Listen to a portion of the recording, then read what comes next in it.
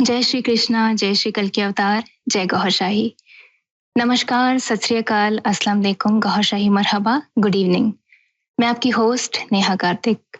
अल्लाह TV के इस programme सत्य सनातन परिचर्चा विषय गीता सुगीता में आप सबका बहुत बहुत स्वागत करती हूँ। इस प्रोग्राम को शुरू करने से पहले मैं भगवान श्री कल की अवतार राग गौहर शाही जी महाराज के चरणों में कोटि कोटि नमन करती हूँ, गौहर शाही मरहबा करती हूँ। तत्पश्चात भगवान सदगुरु संत शिरोमणि सैयद यूनुस अल गौहर जी महाराज के चरणों में प्रणाम करती हूँ, गौहर शाही मरहबा करती हूँ।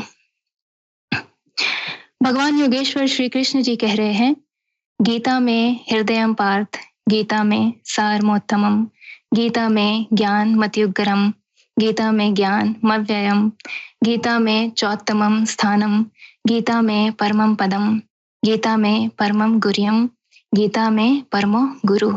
अर्थात गीता मेरा हृदय है, गीता मेरा उत्तम सार है, गीता मेरा अत्युग्र ज्ञान है, गीता मेरा अविनाशी ज्ञान है, गीता मेरा श्रेष्ठ निवास स्थान है, गीता मेरा परम पद है, परम रहस्य है और मेरा परम गुरु है।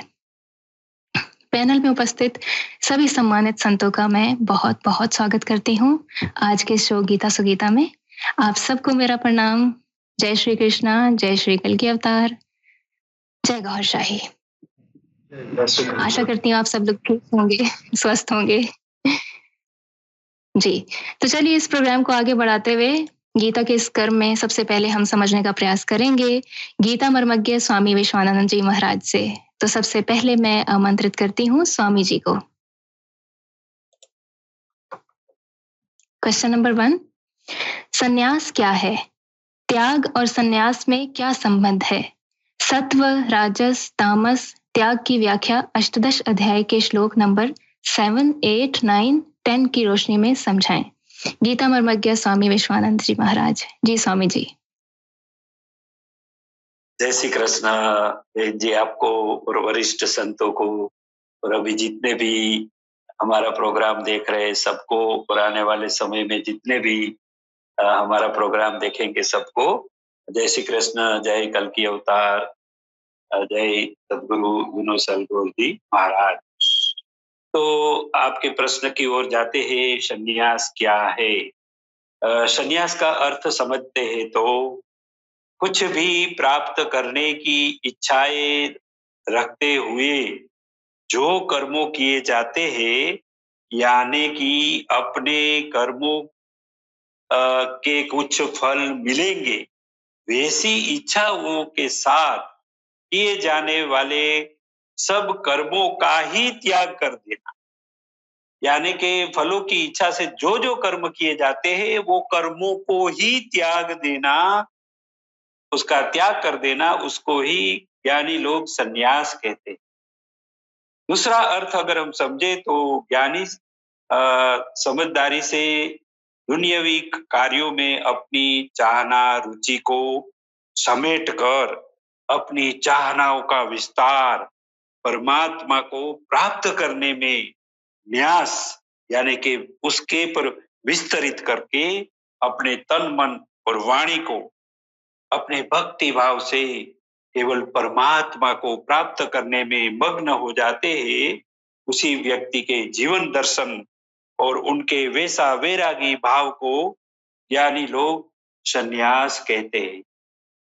त्याग और संन्यास में संबंध देखे तो संन्यास से व्यक्ति वैसे कर्मों का त्याग करते हैं जिसमें कुछ फलों की प्राप्ति की इच्छाएं समाई हुई होती है। यानी कि संन्यास में व्यक्ति यानी कि मनुष्य वैसा कर्मों का त्याग देते हैं जिसमें कुछ फल मिले, वैसी इच्छाएं समाहित हुई होती है। यानी कि फलों को उत्पन्न करके बंधन का कारण बने वैसे सब प्रकार के कर्मों को ही संन्यास में त्यागा जाता है। जब त्याग में अपने कर्मों से जो भी फलों की प्राप्ति होती है, उनका त्याग जब कोई व्यक्ति करता है तो उसको त्याग कहा गया है। त्याग और संन्यास में आपस में गहरा संबंध है, क्योंकि फल देने वाले कर्मों का त्याग के बिना संन्यास नहीं होता है और संन्यास धारण किए बिना त्याग करना बहुत कठिन हो जाता है। अभी दूसरा जो प्रश्न है अंदर, तो सत्व यानी कि सात्विक ज्ञान को भगवान श्री कृष्ण ने इस अध्याय 18 के श्लोक नंबर 9 में इस प्रकार समझाया है। तो 9वें श्लोक में भगवान कह रहे हैं कि कार्यमित्वेव त्यक्कर्म नियतं क्रियते अर्जुन, संगत्यागत्वा फलं चैव सत्यागः सात्विको मतः। इसका अर्थ यही है कि जो भी मनुष्य अपने कर्मों को करने का अपना धर्म समझकर और अपनी फर्ज में आने वाले जितने भी नियत कर्म है वैसा मान के वो कर्मों को करता है, साथ साथ अपने कर्मों को करते समय किसी भी प्रकार की फलों की प्राप्ति की इच्छा को त्याग कर निस्वार्थ भाव से करता है, उसको सात्विक यानी कि सात्विक त्याग कहा गया है। अभी रजस यानी कि राजस त्याग को भगवान श्री कृष्ण ने इस अध्याय 18 के श्लोक नंबर 8 में इस प्रकार समझाया है। दुःखमित्वेव यत्कर्म कायलेकशभयात् त्यजेत सत्कृत्वा राजसं त्यागं नैव त्यागफलं लभेत। यही इस श्लोक का अर्थ है कि जो भी मनुष्य अपने नियत कर्तव्य में आने वाले कर्मों को बहुत कठिन मान के, शरीर को कष्ट देने वाले मान के, दिमाग को थका देने वाला मान के छोड़ देते हैं, वैसे कर्मों के त्याग को रजस यानी कि राजस त्याग कहा गया है। ऐसा त्याग करनार व्यक्ति को अपना त्याग का कुछ भी फल नहीं मिलता है। अभी तमस यानी कि तामस त्याग को भगवान श्री कृष्ण ने इस अध्याय 18 के श्लोक नंबर 7 में इस प्रकार समझाया है। नियतस्य तुम संन्यासः कर्मणो नापपद्यते मोहातस्य परित्याग तामस परिकेततिः। इसका अर्थ यही है कि जो भी मनुष्य अपने स्वधर्म का पालन में आने वाले नियत कर्तव्य कर्मों को अज्ञानी बनके त्याग देता है, अपनी फर्ज जवाबदारी में आने वाले कर्मों को अपने आलसी और प्रमादी स्वभाव के वश में आकर कर्मों को त्याग देता है, जो कर्मों को करने का धर्म ग्रंथों में आदेश दिया है वैसे कर्मों को भी त्याग देता है, तो उसको तमस यानी कि तामस त्याग कहा गया है। जी दीदी। जी स्वामी जी, बहुत ही सरल भाषा में आपने इस प्रश्न का उत्तर दिया है, बहुत अच्छा लगा सुनकर, आपका बहुत बहुत धन्यवाद। अब बढ़ते हैं सेकंड क्वेश्चन की ओर। सच्चा त्यागी कौन है? अष्टदश अध्याय के श्लोक नंबर 11 से 13 की रोशनी में समझाएं, स्वामी सच्चिदानंद नाथ जी महाराज। जी। जय श्री कृष्णा, जय श्री कल की अवतार। आप सभी का हार्दिक स्वागत एवं अभिनंदन है। त्याग वस्तुतः किसी चीज को त्याग देना ही है, छोड़ देना ही है, उससे विरत होना ही है। लेकिन अगर हम इस प्रकृति में हैं और प्रकृति के गुणों से आबद्ध हैं, जैसा पहले भी बताया गया, गुणा गुणेषु वर्तन्ते, तब तक हम संपूर्ण कर्मों का त्याग कैसे कर सकते हैं? मसलन अगर हमें जीना है तो खाना पड़ेगा, नहाना पड़ेगा, धोना पड़ेगा। जो प्रकृति के अधीन रह के जो कर्म हैं वो तो करने ही पड़ेंगे जीवन को चलाने के लिए। वस्तुतः मेरी समझ से कर्मों के फल का त्याग ही वास्तविक त्याग है। अगर हम अपनी साधना में संकल्प लेते हैं कि मैं इस सिद्धि के लिए ये कर्म कर रहा हूं, तो ये सकाम हो गया। इस संकल्प का ही त्याग या इस कर्म से प्राप्त होने वाला जो फल है उसका त्याग ही वास्तविक त्याग है। और इसी को यहाँ आगे के श्लोकों में भगवान श्री कृष्ण ने समझाया है। न ही देह भृता सत्यम त्यक्तुम कर्माण्य शेषतः यस्तु कर्म फल त्यागी स त्यागी विधीयते। देहधारी पुरुषों के लिए केवल शरीर ही नहीं जिसे आप देख रहे हैं, जीवात्मा को इस प्रकृति के 3 गुण रजोगुण, तमोगुण और सतोगुण शरीरों में बांधते हैं। जब तक गुण जीवित है तब तक वह जीवधारी है। किसी न किसी रूप में शरीर परिवर्तित होता रहेगा। अतः देह के कारण जब तक वो जीवित है संपूर्णता से सभी कर्मों का त्याग संभव नहीं। अतः जब तक शरीर के कारण जीवित है तब तक नियत कर्म, वो जो आध्यात्मिक कर्म है, श्वास प्रश्वास में या दिल की धड़कनों में उस परमपिता परमेश्वर का नाम लेना, सुमिरन करना, इस कर्म को करते रहना चाहिए। और किसी भी कर्म के फल की आसक्ति को सदैव के लिए त्याग देना ही वास्तविक त्याग है। बदले में वो किसी भी फल की कामना न करे। सकामी पुरुषों के लिए कर्मों का फल भी होता है, उसके लिए बताते हैं अनिष्टम इष्टम मिश्रम च त्रिविधम कर्मणः फलम भवत्यागिनाम प्रेत्य न तु सन्यासिना क्वचित। अनिष्टम इष्टम मिश्रम। अनिष्ट माने अशुभ फलदायी, जिसमें हम कहते हैं कि ये इस कर्म के कारण नरक में जाएगा। इष्टम मतलब जो हमारा अपेक्षित कर्म है, जिसको हम चाहते हैं कि ये हमको प्राप्त हो। जैसे कि हमारी कामना होती है कि हमें स्वर्ग मिले, तो ये इष्ट कर्म है। और मिश्रम, ना तो अशुभ कर्म ये हुआ ना ही शुभ कर्म हुआ, तो इसको मिश्रित कर्म कहते हैं। ये 3 त्रिविधम कर्मणः फलम, ये 3 प्रकार के कर्मों के फल प्राप्त होते हैं। सकामी पुरुषों के कर्मों का अच्छा बुरा और मिला हुआ ऐसा 3 प्रकार फल मरने के पश्चात भी होता है। जन्म जन्मांतरों तक मिलता है, किंतु सन्यासियों के लिए जो सब कुछ न्यास कर चुके हैं, सब कुछ सारे कर्म फलों का त्याग कर चुके हैं, उन्हें मरने के बाद भी कोई भी फल नहीं मिलता है। तो फिर मिलता क्या है? वो उसी परमात्मा में जिसकी आराधना वो कर रहे हैं, जिसको प्राप्त करने के लिए निष्काम कर्म कर रहे हैं, उसी परमात्मा को प्राप्त हो जाते हैं।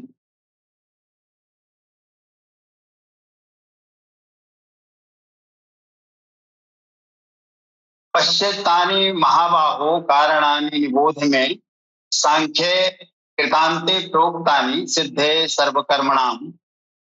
हे महाबाहु, संपूर्ण कर्मों की सिद्धि के लिए 5 कारण सांख्य दर्शन में कहे गए हैं। उसको बताने के लिए आगे के श्लोकों में उन्होंने विस्तार से वर्णन किया है। तो त्याग, वास्तविक त्याग वही है जो कर्मों में के फल में कोई हमारी आसक्ति न हो। आसक्ति जब तक है, हम किसी भी साधना में संकल्प लेते हैं कि ओम मध्य सुख पुण्यसितो फला भूत उत्पन्न, फला के लिए मैं ये साधना कर रहा हूं, तो ये सकाम पूजा हो गई। और ये अच्छा भी इसका परिणाम हो सकता है और कोई त्रुटि रही थी बुरा भी परिणाम हो सकता है। तो स्वर्ग नरक की जो परिकल्पना है वो अच्छे और बुरे कर्मों के द्वारा ही की गई है। और जो मिश्रित फल है उसके लिए मनुष्य को या जीव को इस धरती पे आना होता है ताकि वो पुनः उन चीजों का भोग प्राप्त कर सके।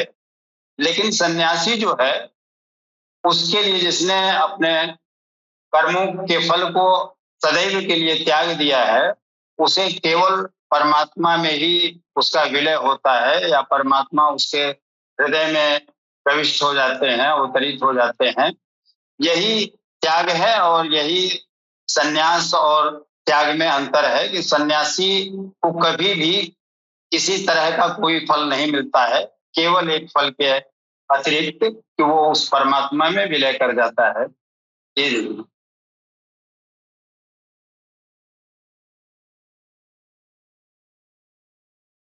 जी लगा सुन के जी, बहुत बहुत धन्यवाद आपका। अब हम बढ़ते हैं नेक्स्ट क्वेश्चन की ओर।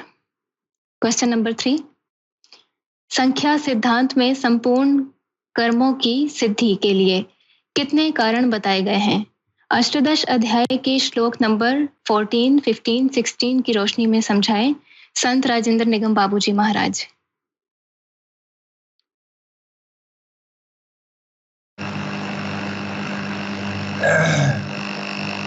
भगवान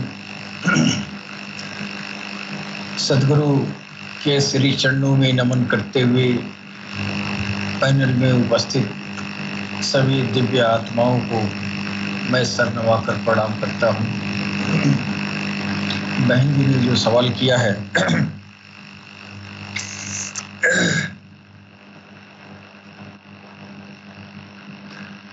अधिष्ठानम तथा कर्ता करणम च पृथग्विधम विविधाश्च पृथक चेष्टा दैवम चैत्राव पंचमम।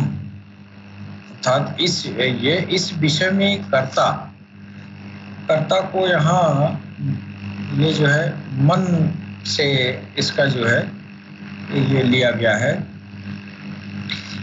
भिन्न भिन्न पृथक पृथक करण जिनके द्वारा किया जाता है, यदि शुभ पार लगता है तो विवेक, वैराग्य, शम, दम, त्याग, अनवरत चिंतन की प्रवृत्तियां इत्यादि कारण होती ही होंगी। यदि अशुभ पार लगता है तो काम, क्रोध, राग, द्वेष, लिप्सा इत्यादि कारण होंगे, इनके द्वारा प्रेरित होंगे। नाना प्रकार की न्यारी चेष्टाएं, अनंत इच्छाएं, आधार अर्थात साधन, जिस इच्छा के साथ साधन मिला वही इच्छा पूरी होने लगती है। और पांचवा हेतु है दैव अथवा संस्कार। शरीर वांग मनो भिर्यत कर्म प्रारभते नरः न्यायम वा विपरीतम वा पंचयते तस्य हेतवः। मनुष्य मन, वाणी और शरीर से शास्त्र के अनुसार अथवा विपरीत जो कुछ कर्म आरंभ करता है उसके ये पांचों ही कारण हैं। परंतु ऐसा होने पर तत्रैवं सति कर्तारमात्मनं केवलम तु यह पश्यत कृत बुद्धित्वान्न स पश्यति दुर्मति। अर्थात जो पुरुष अशुद्ध बुद्धि के कारण उस विषय में कैवल्य स्वरूप आत्मा को कर्ता देखता है, वह दुर्बुद्धि यथार्थ नहीं देखता, अर्थात भगवान नहीं करते। इस प्रश्न पर भगवान योगेश्वर श्री कृष्ण ने दूसरी बार बल दिया कि यह अध्याय 5 में उन्होंने कहा कि वह प्रभु न करता है न कराता है, न क्रिया के संयोग को जोड़ता है। तो लोग कहते क्यों? मुंह से लोगों की बुद्धि आवृत है, इसलिए कुछ भी कह सकते हैं। यहाँ भी कहते हैं कर्म होने में 5 कारण हैं, उनके बावजूद भी जो कैवल्य स्वरूप परमात्मा को कर्ता देखता है वो मूढ़ बुद्धि, दुर्बुद्धि है, यथार्थ नहीं देखता, अर्थात भगवान नहीं करते। जबकि अर्जुन के लिए वे ताल ठोकर खड़े हो जाते हैं, निमित्त मात्रम भव, कि कर्ता धर्ता तो मैं ही हूं, तो निमित्त बनकर खड़ा भर रहा। अंततः वे महापुरुष कहना क्या चाहते हैं? वस्तुतः भगवान और प्रकृति के बीच एक आकर्षण रेखा है। जब तक साधक प्रकृति की सीमा में है, भगवान नहीं करते, परंतु समीप रहकर भी दृष्टारूप में ही रहते हैं। अनन्य भाव से इष्ट को पकड़ने पर वे हृदय देश से संचालक बन जाते हैं। साधक प्रकृति की आकर्षण सीमा से निकलकर उनके क्षेत्र में आ जाता है। ऐसे अनुरागी के लिए वे ताल ठोककर सदैव खड़े रहते हैं, केवल उसी के लिए भगवान करते हैं। अतः चिंतन करें। तो इसके साथ ही अपने सवालों का ये जो है जवाब मैंने पूर्ण किया। जी बहन जी।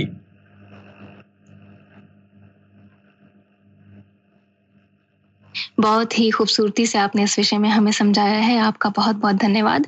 अब हम बढ़ते हैं नेक्स्ट क्वेश्चन की ओर। क्वेश्चन नंबर 4, वो कौन सा पुरुष जो सब लोगों को मार कर भी वास्तव में ना तो मारता है और ना तो बंधता है, उस नियत कर्म की प्रेरणा कैसे प्राप्त करता है? अष्टदश अध्याय के श्लोक नंबर 17, 18, 19 की रोशनी में समझाएं। स्वामी विश्वानंद जी महाराज। जी स्वामी जी।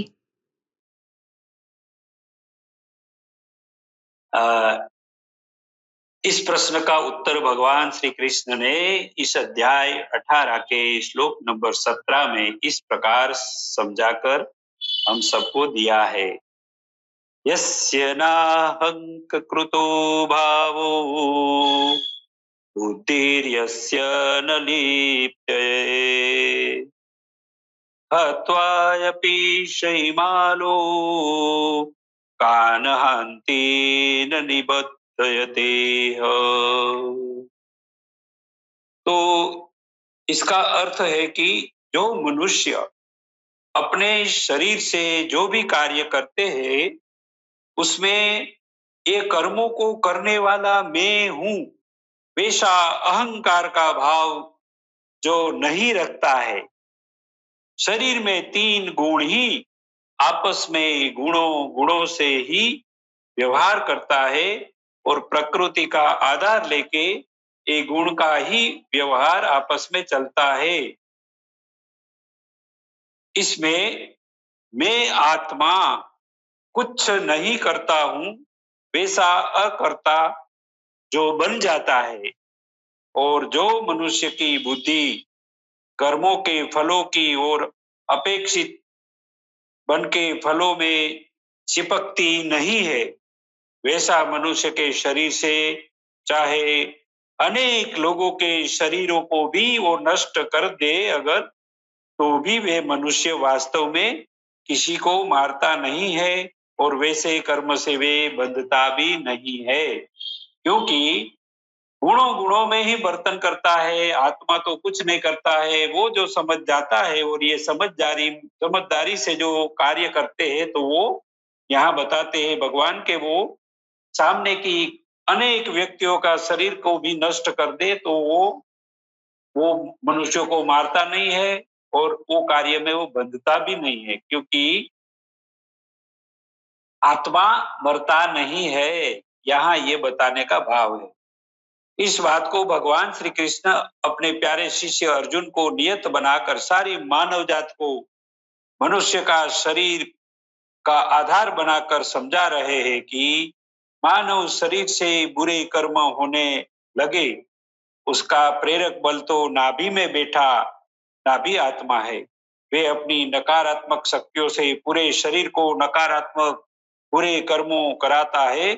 उसकी बुरी असर मानव शरीर के सब अंगों पर भी होती है, और उनका यह कार्य सतत अगर चलता रहे तो एक दिन ये शरीर जल्दी से नष्ट हो जाता है।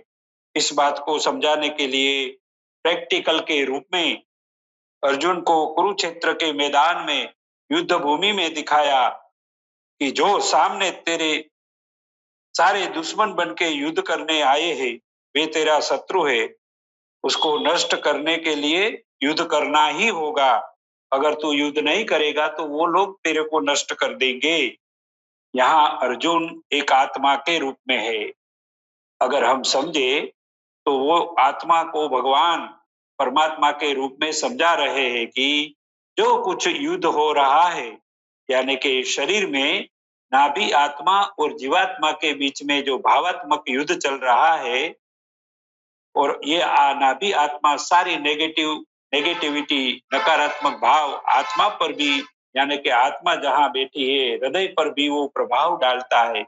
ये दोनों के बीच में जो युद्ध चल रहा है, उसमें आप अगर सिमरन रूपी यज्ञ नहीं करेगा, यानी कि तू हृदय में प्रकाशित जो ज्योत नहीं बनाएगा, प्रकाश वाली शक्तियां नहीं बनाएगा, तो नीचे नाभि कमल में बैठा जो तेरा शत्रु है वो तेरे को भी नष्ट कर देगा, यानी कि मूर्छित कर देगा।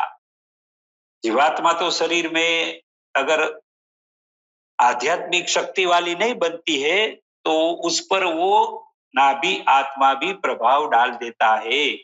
तो इसीलिए भगवान श्री कृष्ण सारी मानव जात को यहाँ समझा रहे हैं कि सबको परमात्मा का नाम दिल में रखते हुए सिमरन के यज्ञ को करना होगा, नहीं तो शरीर में जो नीचे नाभि आत्मा बैठी है वो शत्रु के रूप में जीवात्मा को भी मूर्छित कर देगा, वो शरीर को भी नकारात्मक कार्यों से एक दिन नष्ट कर देगा।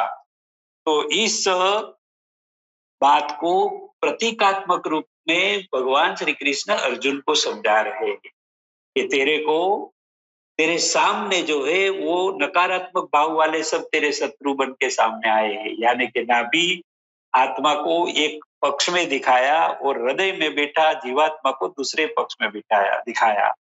तो यहाँ अर्जुन को समझा रहे हैं कि तेरा अभी फर्ज है कि तेरे को सिमरन रूपी यज्ञ करके तेरा तीर, यानी कि तेरा जो हथियार है उसको मजबूत करना पड़ेगा, और वो ही तीर नाभि में जाके लगेगा, तब वो तीर से तेरा शत्रु जो है यानी कि सामने वाली सेना नष्ट हो जाएगी, वरना तेरे को नष्ट कर देगी। तो यहाँ नियत कर्म उसको समझा रहे हैं कि अभी युद्ध करना, क्योंकि ये जो हस्तिनापुर यानी कि एक कुरुक्षेत्र भी है शरीर, उसमें जब नाभि आत्मा नकारात्मक बन के जब हृदय में बैठा जीवात्मा पर जब प्रभाव डालना शुरू कर देता है, तब मनुष्य को समझना चाहिए कि अभी मेरा नियत कर्म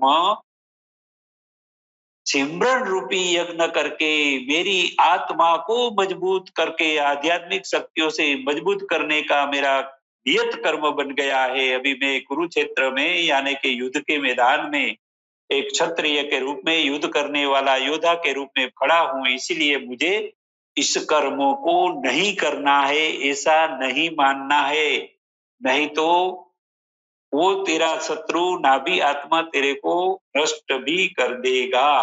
तो ये समझाने के लिए प्रतीकात्मक कुरुक्षेत्र में जो युद्ध चल रहा था वो बताया, लेकिन वास्तव में हकीकत का युद्ध तो हमारे शरीर में चलता है।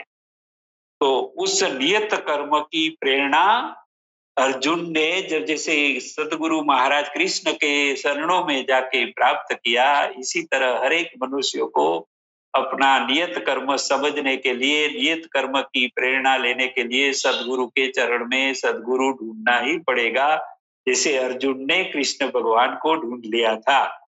तो ये अध्याय के इसी श्लोकों में इस बात को बताया है कि पुरुष यानी कि आत्मा वास्तव में न मरती है, न दूसरे सामने वाली आत्मा को मारता है।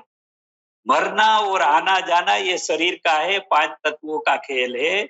आत्मा नहीं मरती है, ये अर्जुन को समझाया ताकि अर्जुन युद्ध करने के लिए तैयार हो जाए और अपना नियत कर्म अपनी फर्ज मान के ये समझाने के लिए कृष्ण महाराज ने जैसे अर्जुन को समझाया, वैसे अगर हम सदगुरु महाराज को ढूंढ लेंगे, उसकी बातों को मानेंगे, उसके चरणों में जाएंगे, तो हम भी हमारा नियत कर्म समझ के हमारे शत्रु को नाभि आत्मा को पवित्र बनाकर उसके पर विजय प्राप्त करके हम भी हमारी आत्मा जो यहाँ हृदय में बैठी है उसको आध्यात्मिक शक्तियों से संपन्न करके परमात्मा तक पहुंचने के लिए शक्तिशाली बना पाएंगे। इस समझाने का इस अध्याय में, इस श्लोकों में बताया है। जी दीदी।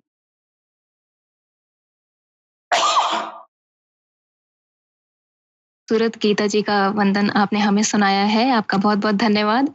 अब हम बढ़ते हैं नेक्स्ट क्वेश्चन की ओर। क्वेश्चन नंबर 5, ज्ञान क्या है? ज्ञान के कितने भेद हैं? अष्टदश अध्याय के श्लोक नंबर 20, 21, 22 के आलोक में विशद विवेचना करें। स्वामी सच्चिदानंद नाथ जी महाराज जी। ज्ञान वस्तुतः परमात्मा का साक्षात्कार है, उसका बोध है। लेकिन उस बोध को प्राप्त करने के लिए जब कल्बे सनोवर में उस ज्ञान को, उस दिव्य नाम को प्रविष्ट किया जाता है, तो वो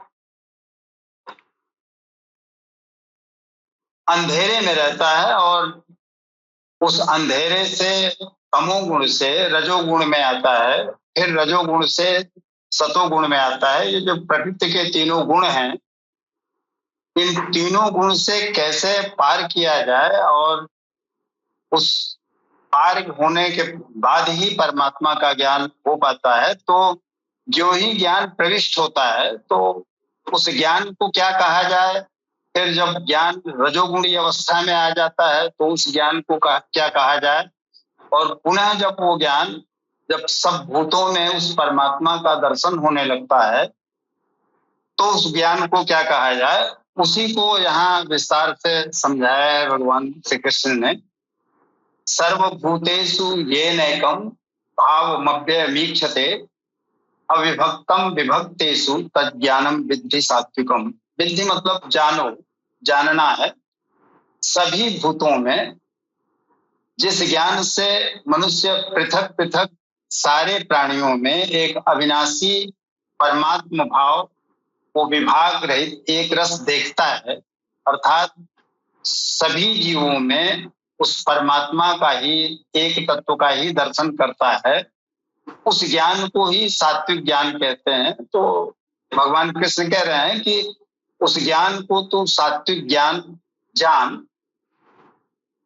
वास्तव में ज्ञान तो प्रत्यक्ष अनुभूति है जिसके साथ ही गुणों का अंत हो जाता है। मतलब तमोगुण, रजोगुण और सतोगुण, इन तीनों गुणों के बंधनों से जब मनुष्य मुक्त हो जाता है तब ज्ञान प्राप्त होता है, तब परमात्मा का साक्षात्कार होता है।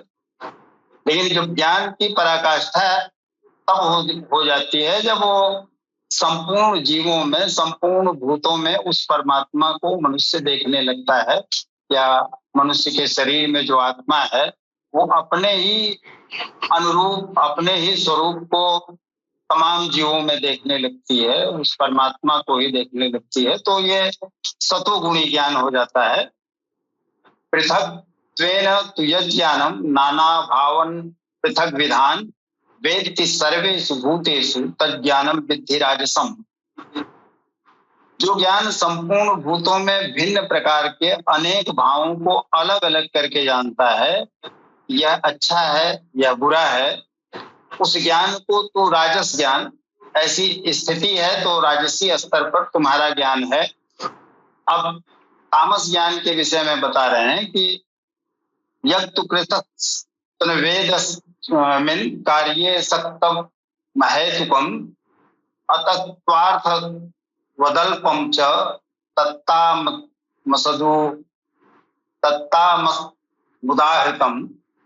जो ज्ञान एकमात्र शरीर में ही संपूर्णता के सदृश आसक्त है, युक्त रहित है, अर्थात जिसके पीछे कोई क्रिया नहीं है, तत्व के अर्थ स्वरूप परमात्मा की जानकारी से अलग करने वाला और तुच्छ है, यह ज्ञान तामस है। क्योंकि इस अवस्था में अभी उस सतनाम का, उस ज्ञान का बीजारोपण किया गया है, अभी वो उस कालिमा को दूर नहीं कर पाया है, उस संघर्षण ने प्रकाश फैल नहीं पाया है।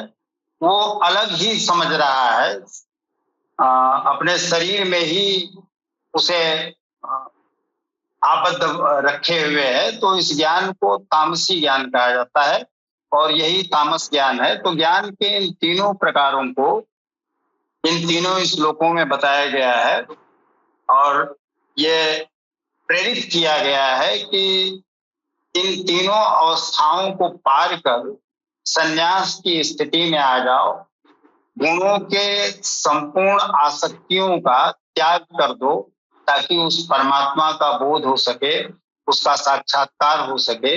यही वास्तविक ज्ञान है। जब तक ज्ञान पूर्णतया नहीं है तब तक हम तमोगुण, रजोगुण और सतोगुण के अनुरूप कार्य करते रहेंगे, उसी गुणों में बधे रहेंगे। संन्यास का अर्थ है इन तीनों गुणों से पार जाना, चाहे वो सात्विक गुण हो, चाहे राजसी गुण हो, चाहे तामसी गुण हो। गुण अगर हैं तो हम शरीर का भान रख रहे हैं, हमें इस सृष्टि का भान है, हम उसमें ही खो जाएं, दिन रात उसी के तसव्वुर में जब हो जाएं, सतोगुण को भी पार कर जाएं, तब वास्तविक साक्षात्कार होता है। यही वास्तविक ज्ञान है, अन्यथा इन तीनों गुणों के अधीन रहेंगे। जी, बहुत बहुत धन्यवाद आपका। बहुत ही अच्छे से आपने इस क्वेश्चन का आंसर हमें दिया है, बहुत अच्छा लगा सुनकर और मैं आशा करती हूँ हमारे जो भी व्यूअर्स हमें देख रहे हैं उन सबको भी बहुत अच्छा लगा होगा। अब हम बढ़ते हैं नेक्स्ट क्वेश्चन की ओर। क्वेश्चन नंबर 6, कर्म क्या है, इसके कितने भेद हैं? अष्टदश अध्याय के श्लोक नंबर 23, 24, 25 के आलोक में विवेचना करें। संत राजेंद्र निगम बाबू जी महाराज जी।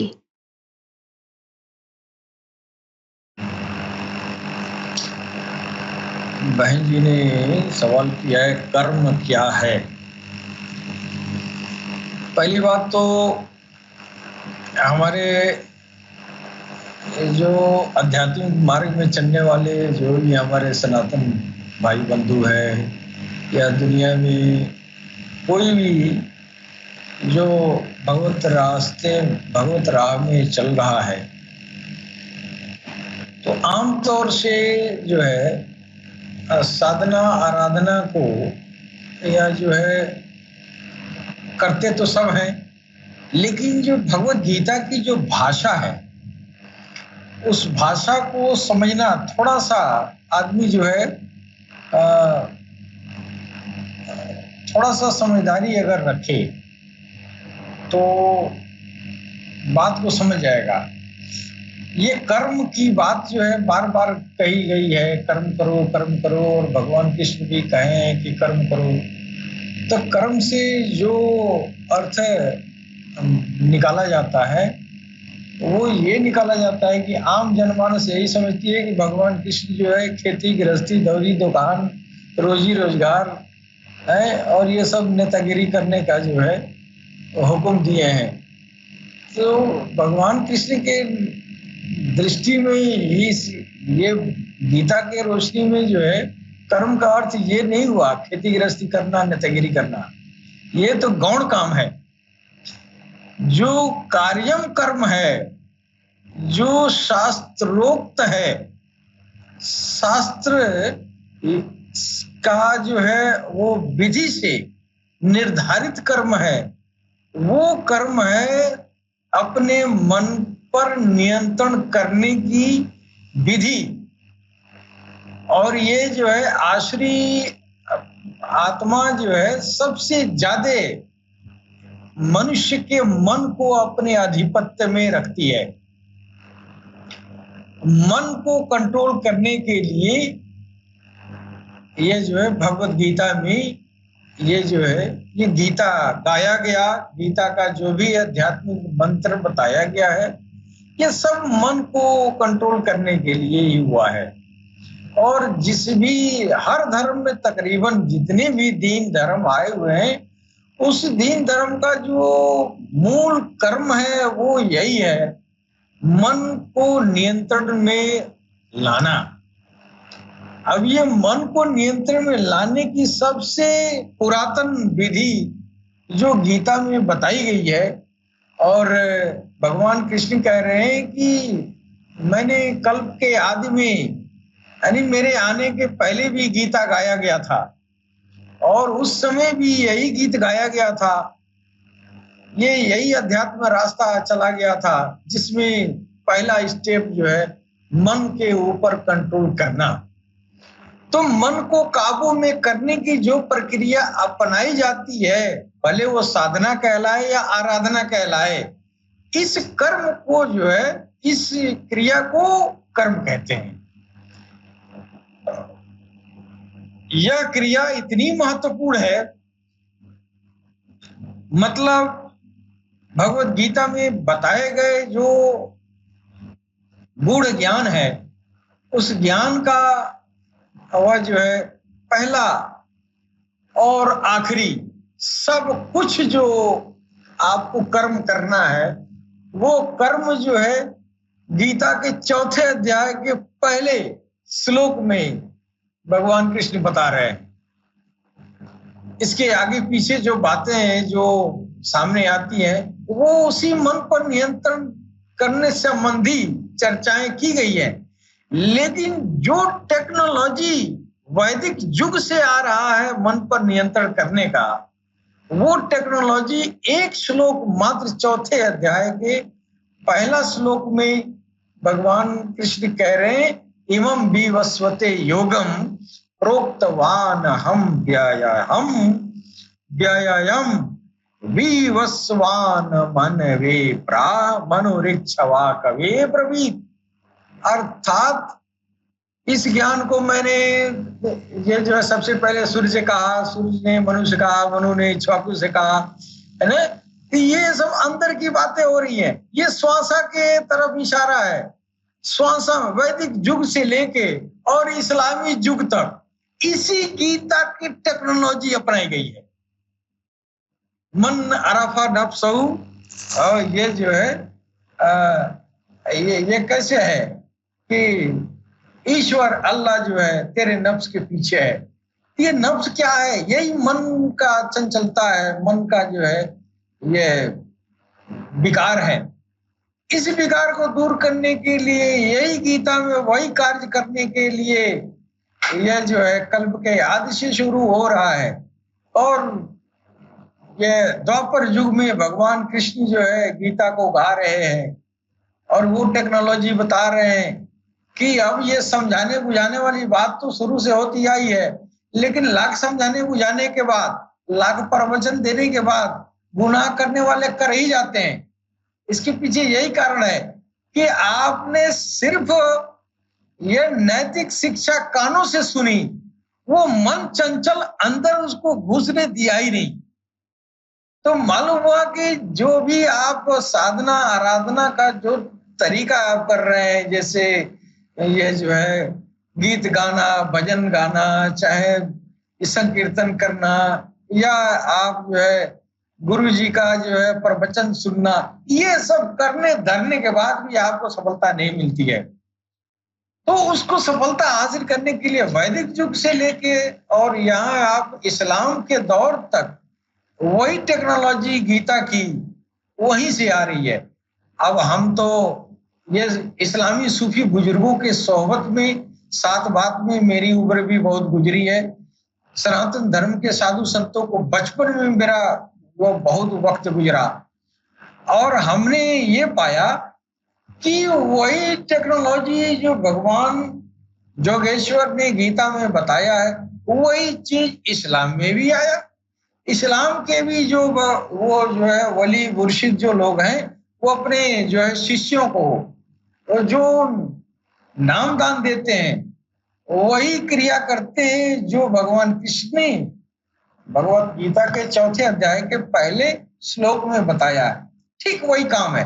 इन्होंने श्वासा में सोहम या ओम का जाप दिया और इधर जो है क्या किए लोग, इधर मुसलमान भाइयों में जो वली और मुर्शिद गुजरे हैं, उन लोगों ने भी श्वासा में ही अल्लाह और ईश्वर का नाम प्रवाहित किया।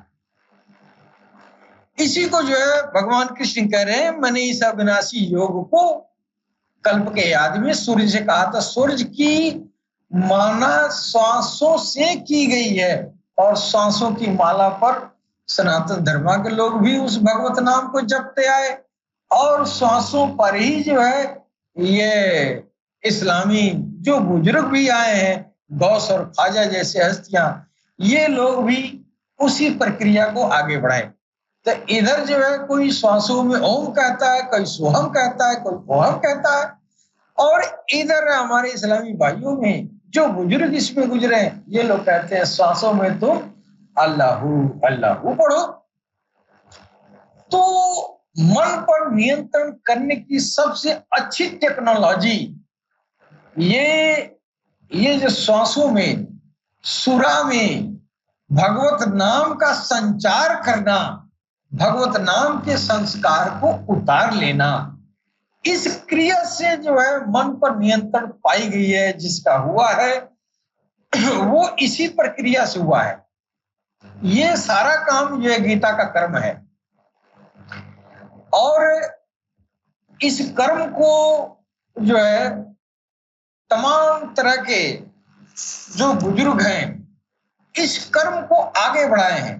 तो पहले तो श्वासों में, सुरा में, ये मनुष्य के सुरा में, श्वासों में भगवत नाम का संचार किया गया, और बाद में वह उन्नत करके, यही लक्ष्य नहीं है, लक्ष्य यही नहीं है कि वो सिर्फ श्वासों तक रहे भगवान के नाम का संस्कार। उसका उच्चतम जो उसकी गति है, उन्नत अवस्था है, वो इस संस्कार का सुरा से उन्नत करके हृदय के धड़कनों में समाहित होना है। तो जिन लोगों का ये संस्कार सुरा में रहा, वो मन पर नियंत्रण जो है पूरी तरह नहीं कर पाए, और जिन लोगों के यह सुरा से यह जो है उन्नत करके यह जो है मन तक गया, यानी वो मन में वो संस्कार बस गया कि हम प्रभु नाम का सिमरन हम श्वासों में कर रहे हैं, वो मन से श्वासा संचालित होती है। अब ये श्वासों से उन्नत करके मन तक पहुंचा, और फिर मजीद आगे उन्नति कर रहा है, और भी तरक्की कर रहा है, और भी उसकी नफ्स जो है ये जो है उसमें सुधार हो रहा है, और उसके अंदर दैवी ये जो है संपद का विकास हो रहा है, और आसुरी संपद का नाश हो रहा है। अब वो जो है उन्नत करके वो जो है वो इच्छाओं तक आ जाएगा। जैसे जिस नाम को हम सांसों में और मन में रखे हैं, वो एक न एक दिन उसको पाने की इच्छा उसके अंदर जागृत हो जाती है। अब ये मन जो है अधिकाधिक कंट्रोल हो गया, और फिर एक दिन ऐसी अवस्था आती है कि वो जो है निरंतर अभ्यास प्रक्रिया करते करते यह भगवत नाम की जो सिमरन का संस्कार है अंततो गत्वा उसके हृदय में उतर जाता है। अब श्वासों के बजाय अब वो संकीर्तन, वो भगवत नाम का जो रगड़ा जो लग रहा है, जो संस्कार है, भगवत नाम के लेने की जो प्रवृत्तियां हैं, वो श्वासों से उन्नत करके हृदय में चली गई। अब हृदय में जाके वह जो है वो अस्थायी हो गया। जब तक वो हृदय में नहीं पहुंचा भगवत नाम का संस्कार, तब तक मन को नियंत्रण करने में वो साधक जद्दोजहद में लगा रहता है। इसलिए देखा जाता है अक्सर कि हमारे बहुत से ऐसे आध्यात्मिक रास्ते में चलने वाले तथाकथित साधु महात्मा इस संस्कार को तो सुरा में उतार लिए, लेकिन वो उन्नत नहीं कर पाए, और उन्नति न होने की वजह से मन पर नियंत्रण नहीं हो पाया। वह जो है अंततो गत्वा वो कहीं न कहीं जीवन के किसी भी स्टेज में शैतान के वो जो है आसुरी आत्मा के हाथों लुट गया है। और इसीलिए पाया जाता है कि अच्छा खासा अध्यात्म मार्ग में वक्त गुजारे हुए व्यक्ति निकृष्ट कामों में भी लिप्त पाया जाता है। उसका यही कारण है कि यह जो है जो कर्म, ये मन पर नियंत्रण करने हेतु जो कर्म कर रहा है उस कर्म में उन्नति नहीं हुई, और वह जो है वो भगवत नाम का संस्कार दिलों तक नहीं उतरा। जब दिलों तक नहीं उतरा तो उसके अंदर जो आसुरी प्रवृत्तियां हैं, वो आसुरी प्रवृत्तियां जो है वो इतना पर्याप्त उसके अंदर ज्योति का निर्माण नहीं हो पाया, जिससे उसकी आसुरी प्रवृत्तियां पूरी तरह से विध्वंस नहीं हो पाई। और वो जो है अच्छा खासा ये काफी उम्र गुजर जाने के बाद भी शैतान के हाथों ऐसे साधक लुट जाया करते हैं। अब इस दौर में जो है इस क्रिया को, जिसको गीता ने जो है वो कार्यम कर्म नियतम कर्म बताया है, जिसको निर्धारित कर्म शास्त्र विधि का कर्म बताया है, इस कर्म को करने हेतु जो साधक को एक जीवन का एक बड़ा हिस्सा गुजर जाता था, अब इस दौर में जब सरकार गौहरशाही का आगमन हुआ तो इस कार्यम कर्म को, इस नियतम शास्त्र विधि कर्म को उन्होंने इतनी सुविधा साधक को प्रदान किया कि अब उनकी दृष्टि मात्र से, अब ये सुरा का जो संस्कार है वो उनकी दृष्टि मात्र से वो संस्कार हृदय में उतर जाता है। वही उसकी मंजिल है। इस संस्कार का, इस भगवत नाम का जो मंजिल है, जो सुरा में उतारे हैं, इसकी आखिरी मंजिल हृदय है। यानी हृदय जब तक वो सांसों की तरह, जैसे सांस जो है राम राम कर रहा था, जब तक हृदय स्वतः ही न राम राम में लग जाए, तब तक वो साधक जो है ये किसी भी स्टेज में वो कभी भी आसुरी आत्माओं के हाथों लुट जाता है। इसलिए सरकार ने ये इस आधुनिक दौर में जहां हर तरफ आसुरी आत्माओं का ये प्रभुत्व है, आसुरी ये संपद का जो है हर इंसान के अंदर उसकी वो किला बन चुका है, उसकी सल्तनत इंसान के अंदर जो है उसके सीने में, उसके मनो मस्तिष्क पर इन आसुरी आत्माओं की सल्तनत जो है ये कायम हो चुकी है। अब ऐसे दौर में अब सांसों के जरिए उस संस्कार को दिलों में उतारने तक एक उम्र गुजर जाएगा। हो सकता है कि रास्ता चलने वाला रास्ते में ही उसका वक्त पूरा हो जाए। लिहाजा इस घोर कलयुग के इस आत्मघाती दौर में, जिस दौर में इंसानों ने भगवत नाम के सिमरन का संस्कार ये हृदय में सुरा में उतारने की रीति भूल गए हैं, इस दौर में गीता तो पढ़ी जाती है, गीता की मर्म को लोग नहीं जानते हैं। नतीजन जो है इस संस्कार को उतारने का ख्याल ही नहीं आता है। लिहाजा सारी इंसानियत आसुरी संपद के चंगुल में फंसी हुई है। और अगर कोई गाहे बगाहे भगवान जोगेश्वर की यह गूढ़ गुह्यतम ज्ञान को जान भी गया तो उसको इस संस्कार को हृदय कमल तक उतारने में एक युग गुजर जाता है। लिहाजा उसकी भी जिंदगी जो है वो बेकार हो जाती है। जब तक परमात्मा स्थित साधक न हो जाए तब तक उसका साधना आराधना बेकार है।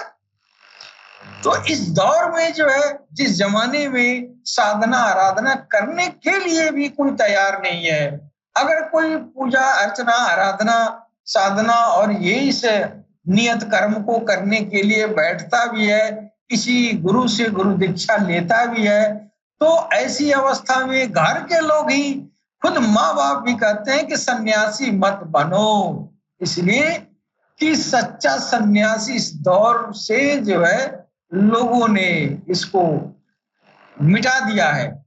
कोई ऐसा सच्चा सन्यासी का आचरण दुनिया जनमानस को दिखा नहीं पाता है। लिहाजा कोई भी माँ बाप अपने बच्चों को इस तरह के सन्यास लेने के लिए कोई तैयार नहीं होता। हर आदमी जो है ये समझता है यह काम तो सिर्फ साधु बाबा का है, ये सब काम स्वामी जी का है, ये काम मेरा नहीं है। इस श्वासों में संस्कार को उतारना, मन पर नियंत्रण करना स्वामी जी करेंगे, हम नहीं करेंगे। इसलिए हो गया कि लोगों ने गीता के जो इस गुह्यतम जो ज्ञान है, इस अर्थ को जमाने के सामने इसको बहुत टेढ़ा परोसा है। सीधा सीधा ऐसा नहीं परोसा गया है जो भगवान योगेश्वर कहना चाहते हैं। सीधी सी बात है, वो कर्म है, वही है साधना आराधना जो श्वासों के जरिए हृदय तक जाता है और इसी से आध्यात्मिक उन्नति होती है। इसी से इंसान की जो है मन पर नियंत्रण होता है न। मन नाराफा नफ्सहु फकत रफा रब्बहु, यानी मन आपका कंट्रोल, तो फिर भगवान भी करीब है।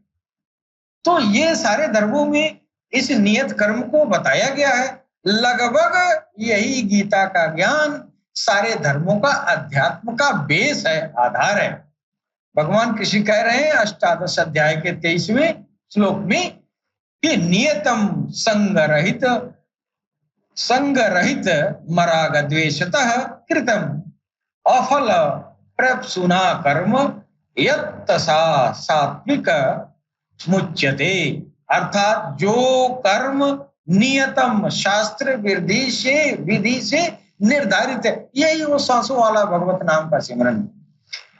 संग दोष और फल को न चाहने वाले पुरुष द्वारा बिना राग द्वेष से किया जाता है, वह कर्म सात्विक कहलाता है। अब ये कर्म भी जो है ना मन पर नियंत्रण करने वाला, ये भी 3 तरह का होता है। पहला सात्विक कर्म हो गया जो फल को न चाहने वाला, वह जो है निष्काम ये जो है भाव से इस क्रिया को करता है, वह सात्विक कर्म कहलाता है। और ये सात्विक कर्म जो है यह नियत कर्म ऐसा चिंतन है जो परमात्मा में प्रवेश दिलाता है। आगे 24वां ये श्लोक में कह रहे हैं, यतु कामे सुना कर्म साहंकारेण वा पुनः क्रियते बहुलायांश तद्राजस मुदाहितम। अर्थात जो कर्म बहुत परिश्रम से युक्त है, फल को चाहने वाले और अहंकार युक्त पुरुष द्वारा किया जाता है। अब यही कर्म जो है सात्विक पुरुष भी कर रहा है, यही आराधना जो है वो राजसी वाला भी कर रहा है, यही आराधना तामसी वाला भी कर रहा है। तीनों प्रकार के कर्मों में अंतर है। और ये राजसी कर्म जो करते हैं वो फल के चाहने वाले होते हैं और अहंकार युक्त होते हैं। ऐसे पुरुष द्वारा यह कर्म किया जाता है, ऐसे कर्म को राजस कर्म कहा जाता है। यह पुरुष भी वही नियत कर्म करता है, किंतु अंतर मात्र यह है कि फल की इच्छा और अहंकार से युक्त है, और सत्व गुण वाला जो करता है फल की इच्छा नहीं रहता, अहंकार युक्त नहीं होता है, इसलिए उसके द्वारा होने वाले कर्म को राजस कर्म कहते हैं। अब आप देखें तामस कर्म, बस 2 मिनट का और है। यह जो है अनुबंधम क्षयम हिंसा मन वीक्ष च पौरुषम मोहादारभ्यते कर्म यत्तथा मस मुच्यते।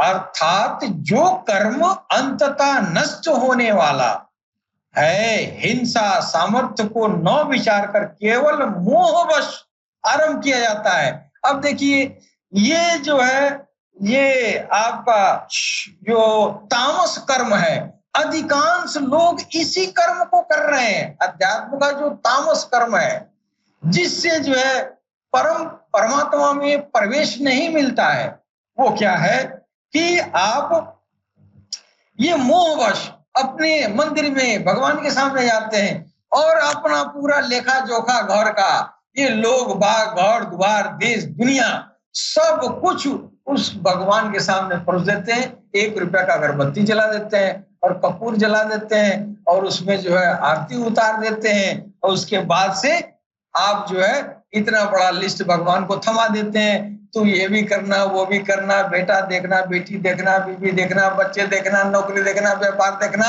सब कुछ देखना। हे भगवान, ये 10 रुपए का अगरबत्ती है ना? ये कर्म जो है तामस कर्म है। कर्म तो वो भी किया, कर्म सतोगुण वाला भी किया, कर्म तमोगुण वाला भी किया, लेकिन अंतर क्या है? वो निस्वार्थ किया, वो जो है निष्कपट किया, वो फल को न चाहा। और ये तामस वाला आराधना जो कर्म कर रहा है, इसके सामने बहुत बड़ा जंगल लिस्ट है। ये दुनिया मांग रहा है, वो परमात्मा मांग रहा है। इस तरह कर्म के ये 3 भाग है, ये सत्व, राजस और तामस।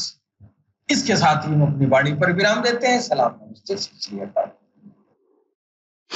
जी, बहुत खूब संत राजेंद्र निगम बाबू जी महाराज, बहुत ही खूबसूरती से आपने इस विषय में हमें बताया है कि कर्म क्या है और किस क्रिया को कर्म कहते हैं। बहुत बहुत धन्यवाद आपका। तो आप सबका मैं बहुत बहुत धन्यवाद कहना चाहती हूँ। आज के लिए जो भी खूबसूरत गीता जी का ज्ञान आपने हमारे साथ शेयर किया है, उसके लिए आप सबका बहुत बहुत धन्यवाद। और जो भी हमारे व्यूअर्स देख रहे हैं, उन सबका भी बहुत बहुत धन्यवाद आज के लिए।